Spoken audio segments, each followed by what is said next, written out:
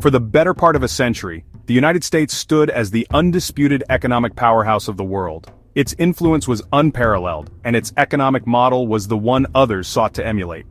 However, the ground beneath our feet has been shifting for decades, and we are now living through the consequences of that monumental change. The economic problems facing America today are not just a simple recession or a temporary downturn that will correct itself. What we are experiencing is far more profound. It is the decline of an economic empire and the difficult, painful process of adjusting to a new reality where the US is no longer the sole dominant player on the global stage. This transition is the single most important economic story of our time. The story of this decline really began to accelerate in the 1970s. Before that, during the era of the New Deal, the government played a much more active role in the economy. Programs like Social Security and unemployment insurance were created, and a federal minimum wage was established to protect workers. These policies were funded by significant taxes on corporations and the wealthiest Americans. However, beginning in the 1970s, a new ideology took hold, often associated with leaders like Reagan and Thatcher. This approach, known as neoliberalism, pushed for deregulation, privatization, and the freedom for corporations to move wherever they could find the highest profits, with little regard for the communities they left behind. This shift in policy unleashed what we now call globalization. American companies, in their relentless pursuit of lower labor costs and bigger markets, began moving their production facilities overseas. They found what they were looking for in countries like China, where wages were incredibly low and the government was eager to attract foreign investment. This exodus of jobs hollowed out American manufacturing and devastated countless communities that depended on those industries. While this move was incredibly profitable for the shareholders and executives of these corporations, it left the American working class to face a future of stagnant wages and shrinking opportunities, a core problem we are still grappling with today. The reality we must now confront is that the United States is no longer the only game in town. The world has changed dramatically. For many years we operated under the assumption that our economic system was superior and that our global leadership was permanent. This denial is dangerous because it prevents us from understanding the true nature of our problems. Instead of looking at temporary factors like inflation or interest rates, we must look at the larger structural changes. The rise of new economic powers, particularly China, and the formation of powerful alliances like BRICS, have fundamentally altered the global economic landscape, creating a multipolar world where the US must compete in ways it never has before. If you want to understand the shifting global economy, you only need to compare the economic trajectories of the United States and China over the last 40 years. While the US economy has grown at a modest rate, typically between 2 and 3% per year, China has experienced an economic explosion. For decades, its GDP grew at an astonishing rate of 6 to 9% annually. This sustained rapid growth has allowed China to lift hundreds of millions of its people out of poverty and transform itself into a major industrial and technological power.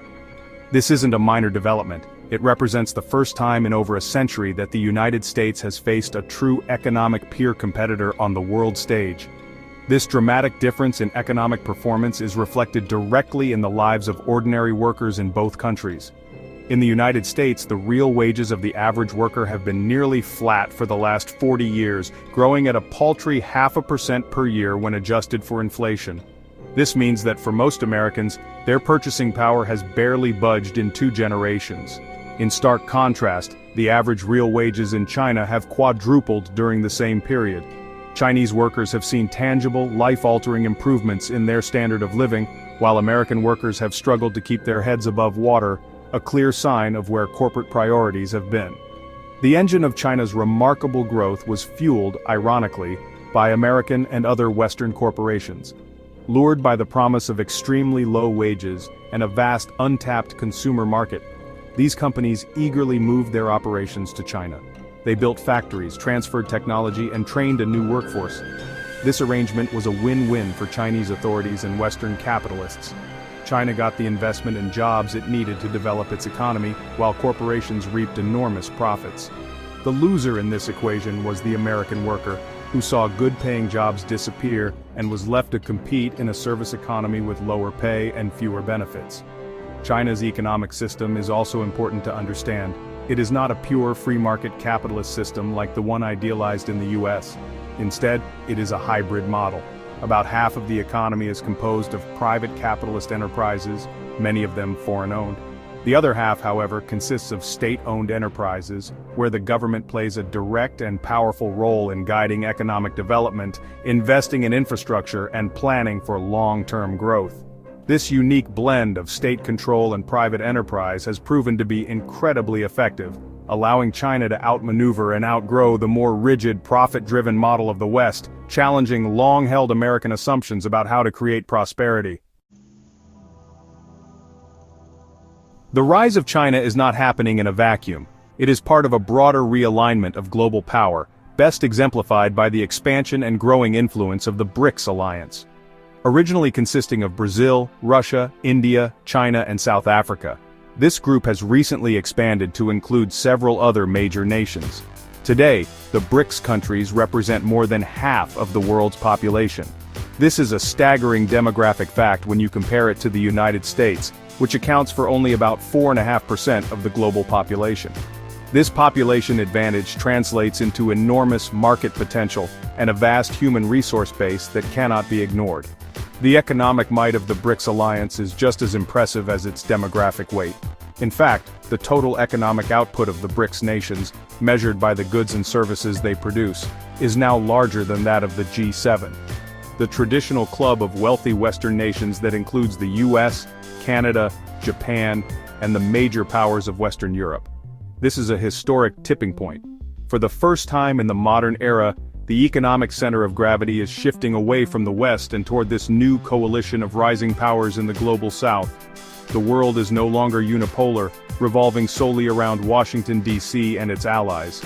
This new reality is changing how international business and diplomacy are conducted. For decades, if a country in Africa, Asia, or Latin America needed a loan, investment, or a trade deal, its only option was to go to the institutions dominated by the West, like the World Bank or the IMF, or to capitals like Washington and London. Now, there is an alternative. These countries can compare the offers from the West with competing offers from Beijing or New Delhi. Increasingly, they are finding the terms offered by the BRICS nations to be more attractive, with fewer political strings attached, and a greater focus on mutual development projects like infrastructure. The failure of US foreign policy to recognize this new dynamic has been stark. For instance, the attempt to cripple Russia's economy with sanctions following the war in Ukraine largely failed. Russia simply redirected its energy exports from Europe to its BRICS partners, like India and China, and its economy has actually grown faster than those of many Western nations. Similarly, aggressive US policies aimed at containing China's growth have not worked. China continues to outpace the US economically. This demonstrates a fundamental misunderstanding of the new global landscape, where the US can no longer dictate terms to the rest of the world. The decline of America's global economic dominance is not an abstract geopolitical issue. It has severe and painful consequences for the majority of people living within the United States. The most significant outcome has been a breathtaking rise in economic inequality. The country is now more unequal than at any point in the last century, and more unequal than every single country in Europe. The benefits of globalization have flowed overwhelmingly to a tiny fraction at the top. The richest 10% of Americans own about 80% of all stocks and bonds, and they have profited immensely from moving jobs overseas. Meanwhile, the bottom 90% have been left to bear the costs. This growing inequality is made worse by the stagnation of wages and the erosion of the social safety net. A stark example is the federal minimum wage, which currently stands at a meager $7.25 per hour. It has not been raised since 2009. For 15 years, as inflation has consistently eaten away at the purchasing power of every dollar, the lowest paid workers in our society have been left behind by law. This is a political choice, not an economic necessity. It stands in sharp contrast to the New Deal era, when the government established a minimum wage precisely to ensure a basic standard of living, a principle that has since been abandoned in favor of corporate profits. The recent surge in inflation has poured gasoline on this fire, delivering a brutal blow to the standard of living for most American families. When the cost of essentials like food, housing, and gasoline rises faster than wages, households are squeezed. For millions living paycheck to paycheck, this has meant falling into debt, foregoing medical care, or making other difficult sacrifices. This widespread economic pain creates a fertile ground for social and political instability. People feel that the system is broken and that the political establishment, whether Democrat or Republican, is not addressing their fundamental economic struggles, leading to anger and disillusionment. This deep economic anxiety and the feeling of being left behind have fueled the intense political division and polarization we see today. When people are hurting and scared about their future, they become receptive to simplistic solutions and strongman rhetoric. Political figures can rise to power by channeling this anger, blaming immigrants or foreign countries for domestic problems that are, in reality, the result of decades of policy choices. Promising to build tariff walls or border walls becomes a way to appear as a protector, even if those policies do not address the root causes of wage stagnation and corporate offshoring. The economic decline of the empire abroad is fueling political conflict at home. If you found this analysis helpful, let us know your thoughts in the comments below. Don't forget to share this video and subscribe for more in-depth news and analysis.